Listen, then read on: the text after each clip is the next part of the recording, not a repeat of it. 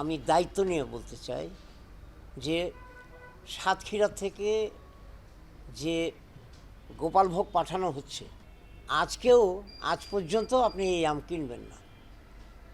আপনি গোপালভোগ কিনবেন 25 মে এরপর থেকে গোপালভোগ কিনবেন, তার আগে কিনবেন না। যদি কেনেন আপনি নিশ্চিত ঠকে যাবেন।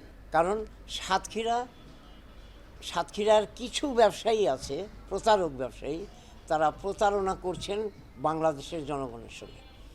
তাদের ওখানে গোবিন্দভোগ নামে একটা মোটামুটি ভালো জাতের একটা আম হয়, সেটা মে মাসের 10-12 তারিখে পাকে।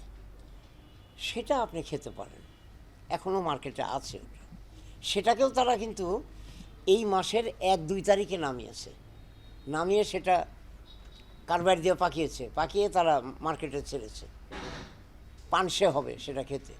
এখন যে গোবিন্দভোগ নামবে সেটা একটু মিষ্টি হবে। গোবিন্দভোগ খুব উন্নত মানের আম নয়, যেহেতু আগাম পাচ্ছে মানুষ, সেই জন্যে এই গোবিন্দভোগের প্রতি আকর্ষণ। গোপালভোগ যেটা ব্যাপকভাবে, এটা কেনারই প্রয়োজন নেই।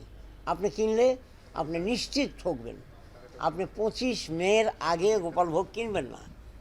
এবং ওরা যে হিমসাগর পাঠাচ্ছে, সেই হিমসাগরটাও আপনি মে মাসের একেবারে শেষে, মে মাসে আপনি গোপালভোগ কিনবেন না, হিমসাগর কিনবেন না, তারপরে আপনার ল্যাংড়া কিনবেন না। এই 3টা জাত আপনি কিনবেন না।